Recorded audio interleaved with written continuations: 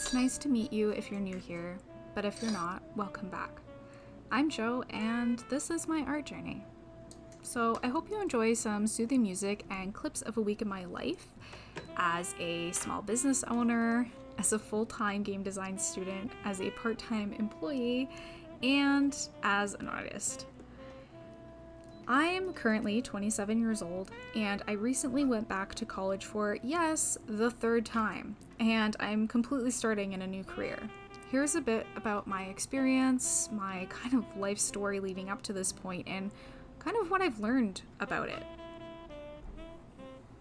So to give you some context on my journey, I'm going to rewind and take you back to me coming right out of high school at 18 years old. I went to university right away. I was really discouraged and unconfident in my art at that point, so I ended up in a very general sociology program. I wasn't passionate at all about what I was learning about, and I was also going through the grief of losing an incredibly important person at that time in my life, and I was so young. It was a very tumultuous time in my life, and I ended up dropping out after one semester. I struggled a lot with my mental health and self-worth during this time, and a lot of pressure not only from external sources but also mostly internally on myself that I couldn't do it. I'm somebody who really prides themselves on being able to learn and pick up and do just about anything. So when something in my life challenges me and makes me take a step back and realize that I really can't do that, at least not in that moment, it's really hard for me to overcome those feelings. It took a long time, but I picked myself back up, and through my resiliency and determination, I sought out other interests of mine. I ended up in college for a diploma in protection, security, and investigations. I made friends, I had a lot of fun, and I learned a lot. I had quite the interest in this kind of thing. I worked in a lot of really interesting jobs during this time. I volunteered with a lot of incredible people, and it made me happy for the first time in a while that I felt like I fit in somewhere. I decided to pursue this career path a little bit further, and I ended up at university with a bachelor's degree in criminal justice and public policy. I was completely convinced that my passion for solving mysteries and true crime was my calling. I spent a lot of my childhood growing up loving the game Clue, watching all the TV shows like Criminal Minds and CSI, and I had a real knack for good problem solving and thinking outside the box to resolve issues. And I definitely thought that this was a very good potential career path for me. I was really excited at the prospect of exploring more restorative justice systems and trying to help implement laws and policies that help the criminal justice system to be better. I graduated from university, however, and I started to apply for jobs once COVID hit and quarantine was put in place when no one was allowed to leave their house. With no foresight to see how long it would last, I turned to the one constant in my life, which was art. I can remember doing art from the moment I could pick up a pencil. I was always a very creative child, and I always really enjoyed anything artistic, particularly drawing and visual arts. I decided to dedicate my time towards making more art during this time because it was a really uncertain time. It was hard on everybody's mental health, and I just wasn't really sure where it was going, how long it was going to last. So I figured I'd spend my time doing something that made me really happy and has made me really happy throughout my life.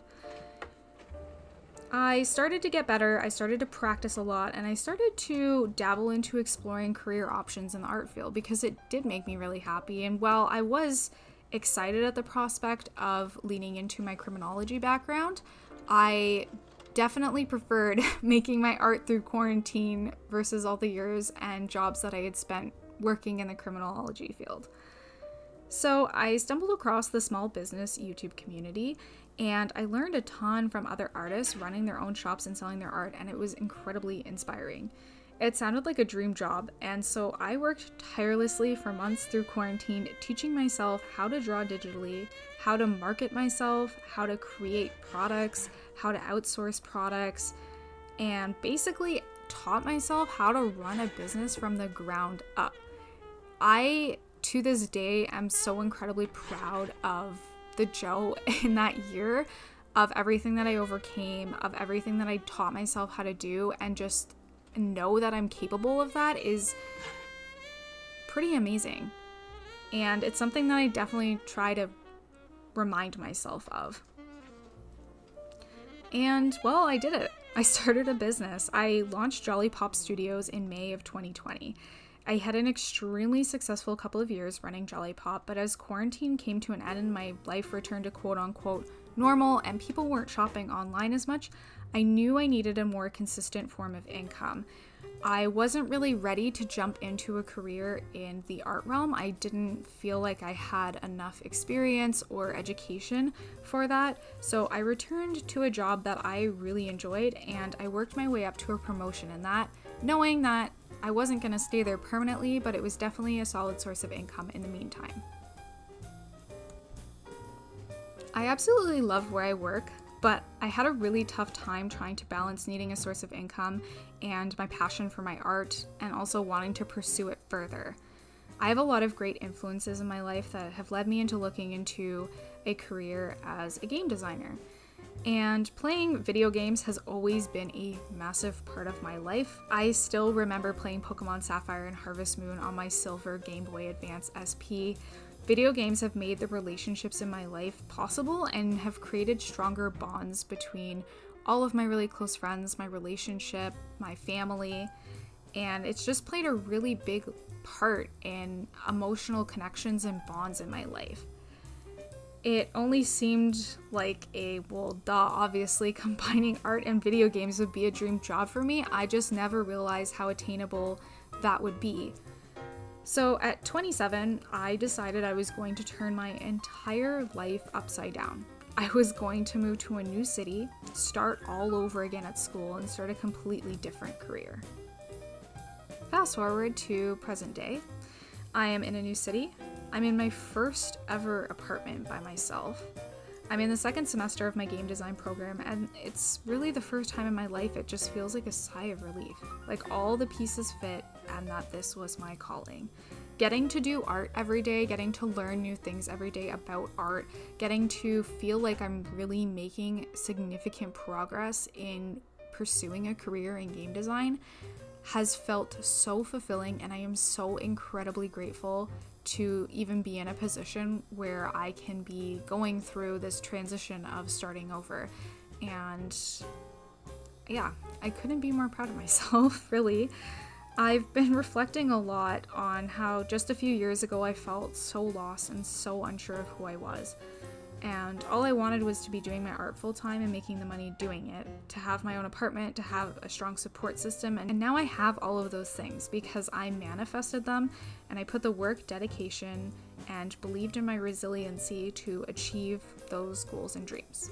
I seriously believe that if you have goals and dreams you want to work towards, as long as you believe in it, you believe in yourself, and you put in that work, you ask for help, you reach out to your support systems, you are capable of anything. Like, if you take something from this video, I hope it's that you can see that I went from being in a completely unrelated field and building my business from the ground up and now pursuing a career in art. Like, if I can do it, anyone can. I learned everything that I know from doing research and going on the internet and seeing how other people did it.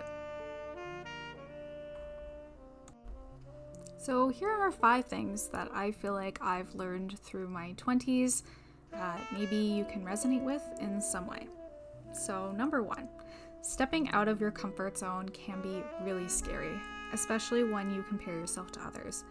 Most of my friends my age in my late 20s are married, they have houses and stable jobs, and when I compare myself to them, I am here not married. I just got my first apartment at 27. I'm still in school and I'm chasing my artistic dreams. It is really easy to compare these two journeys or to fall into the pit of the fear of failure. but every journey is completely different. And it's really important to try to take a step back and realize that where you were 5 years ago, you were wishing that you were in the position that you're in now. So I think that practicing gratitude is really important. I keep a daily journal, and that has helped me immensely with making sure that I practice gratitude every day, and that's really helped me step out of the mindset of comparing myself to others. Number 2, don't let toxicity bleed into your life. I went through a long period of my life where I kept a lot of toxic people around me, and it's really unhealthy, and it really feeds into a really negative mindset. It's really important to set boundaries for yourself with people, or to just cut people off, and to know when enough is enough for you, and to know that you have those boundaries in your life. This toxicity can present itself both positively and negatively. I feel like most of the time we think of negative toxicity. It's pretty easy to identify. Also difficult to identify toxic positivity, and I see this a lot.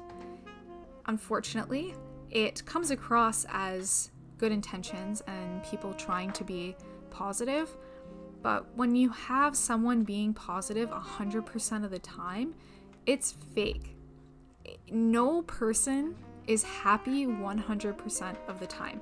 And when you're constantly being put on a pedestal, it can really mess with your head. And so I think a healthy balance of friends or people in your support circle that are really honest with you, maybe say things you don't want to hear, are just as important as them encouraging you. Because I think it's a good way to recognize behaviors and get to learn and know yourself and be able to grow as a person. Number 3, take care of yourself. Yes, dreams and goals do sometimes require sacrifices. I had to spend a couple of years working in a job that I liked but wasn't necessarily my artistic career choice, and that was a bit tough on me and my balance between my business. I do think that while sacrifice is necessary, and sometimes you have to go through periods where things are a little bit tough, it is so incredibly important to take care of yourself. I think exploring hobbies that are very different and separate from your work or your school or your career is really important.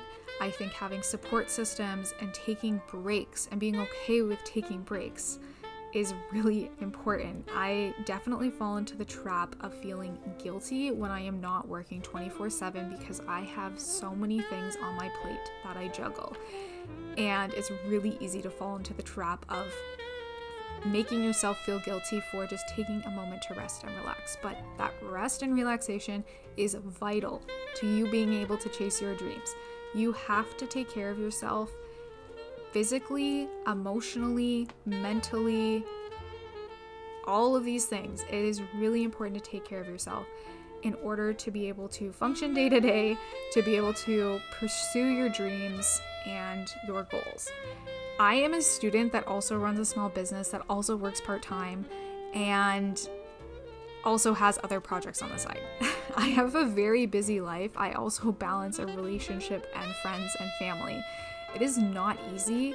It constantly feels like I am juggling everything, but I'm really strict about setting up a system to schedule and divide my time properly so that I make sure that everything gets the appropriate amount of time. It takes a lot of strict scheduling and keeping myself on task and accountable for that, but you have to find the system that works best for you because everyone's brains function differently and everyone's brains are receptive to different ways in which to balance all of these things. It is possible, you just have to find what works for you, and it took me a long time. I would say only until recently have I found a better balance. Even then, it's not perfect. There are some weeks and some days where I slip up on what I should be doing, and I'm learning to be okay with that. Number 4, help others in order to help yourself. I feel like we live in a very self-serving society as a whole, I think it's caused a lot of tensions and turbulations in our society because people are largely concerned with themselves. And I know this sounds like it contradicts my last point because you are your number one priority. However, I think that the best way you can also serve yourself and take care of yourself is by also taking care of others, whether that's people around you or complete strangers. I think just reaching out a helping hand, that energy in the world comes back around to help you. I do believe that everything happens for a reason, and I do believe that if you extend your heart to be kind and to accept, to let go, to forgive, to support in any way that you can to the people that you come across in your day-to-day life, that energy will benefit you and come back around to you. I think that people who act selfishly or act very negatively towards other people will only receive that kind of energy back because that is the mindset that they are stuck in and that's the energy that they're attracting. So I think that being open and being selfless and helping others really helps attract that energy back to you, and those are the kind of people you're going to attract into your close circles as well. And last but not least, number 5, I hope the most important thing that you can take away from this whole video is that it is never too late to start over. I know to some people who may be older than me watching this are like, man, you're only 27, you're so young, you have your whole life ahead of you. But getting to this point has been really hard, especially with that comparison point I made earlier. And I really want people to know of any age, it doesn't have to be your late 20s. It is never too late to start over. I know people that are in their 60s starting their careers over. And there is absolutely no rules around how you live your life.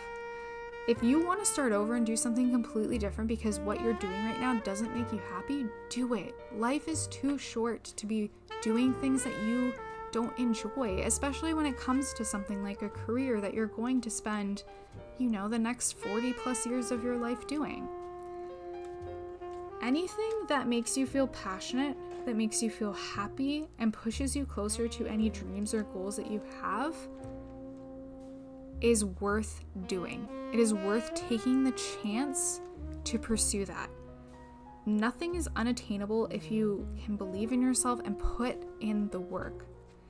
Embrace failure and don't give up. Thank you for being a part of my journey. I can't wait to share more with you. Good luck with yours, and I will see you next time.